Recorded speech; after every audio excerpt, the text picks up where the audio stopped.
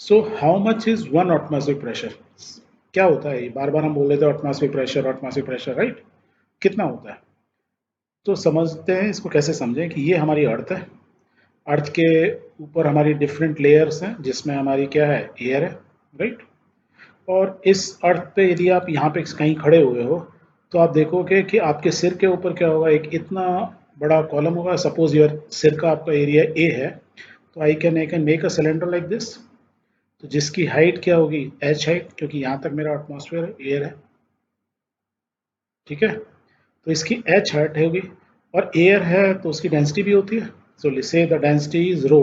Normally D से नहीं show करते हैं, रो से शो करते हैं। इसको क्या बोलते हैं, आर ए डब्ल्यू, रो। पढ़ते ऐसे ही है, रो। तो this the rho is the density, H is the height. Height किसकी, कॉलम की? इस कॉलम की हाइट जो किसके ऊपर है, जो मेरे सिर के ऊपर है। अब डेंसिटी का फॉर्मूला आपको मालूम ही है, क्या होता है, मास पर यूनिट वॉल्यूम।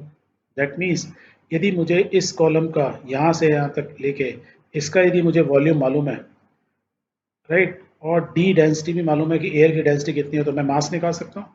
तो मैं मास ऑफ द एयर कितना बोल सकता हूँ, डेंसिटी इंटू वॉल्यूम। डेंसिटी क्या है, रो है। वॉल्यूम कितना हो गया, area, area of the circle cylindrical है, एरिया इंटू हाइट, यही बोल सकते हैं, ए इंटू एच। तो मास ऑफ द एयर हो गया। दैट मीन्स जो मैं कह रहा था कि आप मान लो अर्थ पे खड़े हुए हो, तो इतनी अर्थ, इतना मास, मास ऑफ एयर आपके सिर पर हमेशा है। इतना वजन लेके आप एज इफ कि आप चल रहे हो, मान लो आप चल के इधर आ जाते हो, तो भी आपके ऊपर क्या है, इतना एयर का, इतनी हाइट तक का, इस हाइट, और ये किलोमीटर्स में, हंड्रेड्स ऑफ किलोमीटर एयर है। सो जो hundred of kilometre of air है, इतना एयर, जितना आपका एरिया है सिर का, उतना कॉलम एयर का मास, मीन्स एम एयर का मास हम बोल सकते हैं आपके सिर के ऊपर। और यदि आपने देखा होगा, यदि मैं इसको और डिटेल में समझाऊं, कि जैसे कोई एक आदमी है ना, फल वाला, फल लेके चल रहा है, टोकरी में बहुत सारे फल लेके चल रहा है। सपोज में बहुत सारे केले हैं। इन केलों का जो मास है, से एम के जी, सपोज एम इज 10 के जी लेके चल रही है। तो 10 के जी मास इसके ऊपर है, तो हम क्या बोलते हैं उसके अंदर, हम बोलते हैं कि इतना मास कहाँ लग रहा है, इसके सिर के ऊपर एग्जैक्टली ऐसे ही लग रहा है, नीचे की तरफ, ग्राउंड की तरफ।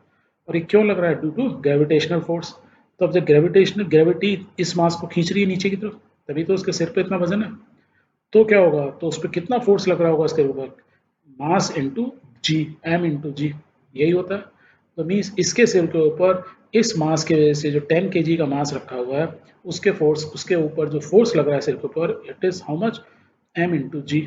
और फोर्स किसकी यूनिट होती है, न्यूटन, तो इतना newton, right? If you know the mass, you know the force. तो मास को मल्टीप्लाई करना है, G, G means acceleration of gravity, G से मल्टीप्लाई कर देते हैं। So we know the force. That means ये जो बंदा है, यदि इसके ऊपर मास इतना है, तो आप फोर्स कर कैलकुलेट कर सकते हो कितना होगा, mass of air into G acceleration. उतना फोर्स इसके सिर पे भी लग रहा होगा, या बोलूँ वो आप ही हो तो आपके सिर पे लग रहा होगा। किसकी वजह से, एयर की वजह से।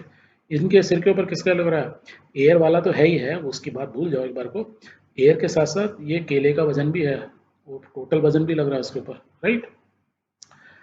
दूसरा एक चीज हमने पढ़ी थी कि प्रेशर क्या होता है, pressure is equal to P. P को फॉर्म से डिनोट करते हैं, प्रेशर का होता है force per unit area. Means इसके सिर के ऊपर कितना फोर्स लग रहा है, इतना फोर्स लग रहा है, और कितने एरिया पे लग रहा है, जितना इनका सिर का एरिया।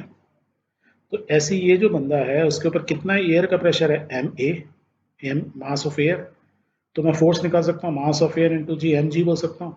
तो मास ऑफ एयर कितना है, ये अभी हमने निकाला। कैसे निकाला था, density of air multiply the ये टोटल वॉल्यूम, ये इस फॉर्मूले से निकाला था। सो मुझे मास भी मालूम है, मुझे जी मीन्स फोर्स भी मालूम है, तो मैं इस प्रेशर निकाल सकता हूँ। तो लेट्स पुट, वैसे रखने से पहले देख लें फोर्स की यूनिट क्या होती है, न्यूटन। मास की, एरिया की यूनिट क्या होती है, मीटर स्क्वायर। तो इसको प्रेशर की यूनिट क्या होती है, न्यूटन पर मीटर स्क्वायर। और एक साइंटिस्ट थे, उनके रेस्पेक्ट में हमने न्यूटन पर मीटर स्क्वायर को क्या बोल दिया था, पास्कल। तो न्यूटन पर मीटर स्क्वायर बोलूँ या पास्कल बोलूँ, या शॉर्ट फॉर्म में पी ए, पास्कल बोलूँ, that means pascal is a unit of pressure. अब चलो इसको थोड़ा वैल्यू निकालते हैं, प्रेशर क्या फॉर्मूला होगा। तो एफ की वैल्यू क्या लिखूंगा, मास इंटू जी। तो मास कितना होगा, देखो, rho A H, rho A H, rho A H into G, force हो गया, डिवाइड बाय एरिया ए। ये एरिया है, इसका सिर का एरिया हमने यहाँ लिखा हुआ, तो ये, अब ये ए और ए ऊपर नीचे दोनों कट जाएंगे। तो प्रेशर इज इक्वल टू कितना हो गया, pressure I can write rho G H.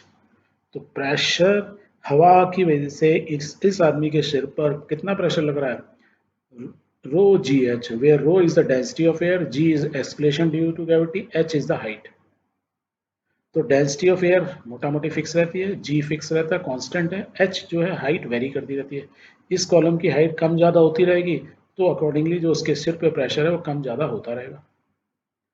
और ये जो प्रेशर की यूनिट होती है, या तो मैं लिखूँ पास्कल या न्यूटन पर मीटर स्क्वायर, पर जब हम हवा की बात करते हैं तो हम ये वर्ड ना यूज़ करके we use another unit call atom, atmosphere.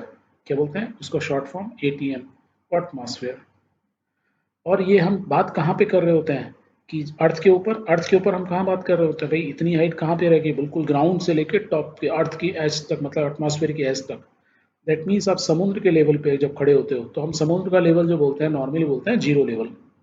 तो मीन्स जब आप समुद्र के लेवल पे मीन्स सी सी फ्लोर पे खड़े हुए हो तो इसका लेवल क्या होता है, जीरो। इसलिए आप रेलवे स्टेशन पे देखते हो कि जब समुद्र तल से ऊंचाई means what is the level of your city from sea level. Sea level क्या होता है, रेफरेंस के लिए जीरो जीरो बोलते हैं, राइट। आप देखोगे जमशेदपुर जाओगे तो वहाँ लिखा होगा 300 मीटर्स अबाव सी लेवल। तो दैट मीन्स सी लेवल से जमशेदपुर जो है 300 मीटर्स हाइट पर है।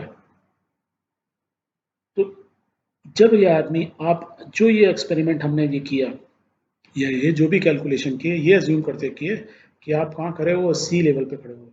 दैट मीन्स उस समय जो हमारी एटमॉस्फेयर की हाइट है वो मैक्सिमम एच होगी। तो जब आप सी लेवल पे खड़े हो गए तो आपके जो सिर के ऊपर जो प्रेशर लग रहा होगा या मास ऑफ एयर की वजह से जो प्रेशर लग रहा होगा, जैसे इनके सिर पे प्रेशर लग रहा है, फोर्स पर यूनिट एरिया लग रहा है, वो कितना होगा, वो होगा atmospheric pressure at sea level is equal to 1 atmosphere. एक एटमॉस्फेयर यूनिट होगी तो पी इज इक्वल टू क्या वैल्यू होगी, 1। रो जी एच की वैल्यू कितनी होगी, 1 एटमॉस्फेयर प्रेशर आपके सिर पे लग रहा है, इतना प्रेशर लग रहा है।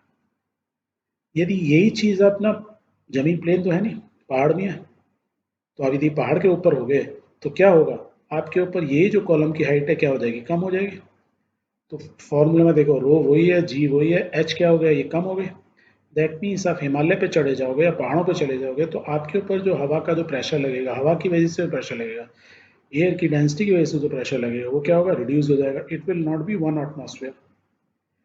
और जब हम बोलते हैं कि atmospheric pressure at sea level 1 atmosphere है, तो उसको हम पास्कल फॉर्म में भी कन्वर्ट कर सकते हैं। तो 1 एटमॉस्फेयर की जो वैल्यू होती है पास्कल में यदि हम बोलें तो वो कितने इक्वलेंट होती है, 1.01 इंटू 10⁵ पास्कल। ये आपको याद रखना पड़ेगा। जब आप 10th या 11th क्लास में आओगे तब आपको इसकी वैल्यू कैसे, ये पास्कल इतनी वैल्यू आई वो आप कैलकुलेट करना भी सीख जाओगे। अभी के लिए आप याद रखो 1 एटमॉस्फेयर इज इक्वल टू कितना होता है, कितने पास्कल, कोई पूछे तो इट इज 1.01 इंटू 10⁵ पास्कल। जब भी आप सी लेवल पे खड़े होते हो तो आपके उस सिर के ऊपर कितना प्रेशर लग रहा होता है हवा की वजह से, 1 एटमॉस्फेयर। और जब आप सी लेवल पे खड़े होते हो तो इसी को हम बोलते हैं नॉर्मल एटमॉस्फेरिक प्रेशर, जब आप सी लेवल पे हो। पर जब आप पहाड़ के ऊपर खड़े हो तब हम उस पर हम नहीं बोलेंगे, क्योंकि 1 एटमॉस्फेयर से क्या होगा, इसकी वैल्यू कम होगी, क्योंकि हवा का हाइट कम होगी, एरिया देखो एच कम हो गया तो मास कम हो गया। जब मास कम हो गया तो इसमें 1 एटमॉस्फेयर से कम प्रेशर आपके सिर पे लगेगा, ठीक है। या सिर पे लगेगा या आपकी पूरी बॉडी पे लगेगा, कैसे भी समझ लो, तो नम आपका प्रेशर ओवरऑल रिड्यूस हो गया। तो नॉर्मल एटमॉस्फेरिक प्रेशर क्या होता है, always at the sea level and its value is 1 atmosphere. ये क्लियर हो गया।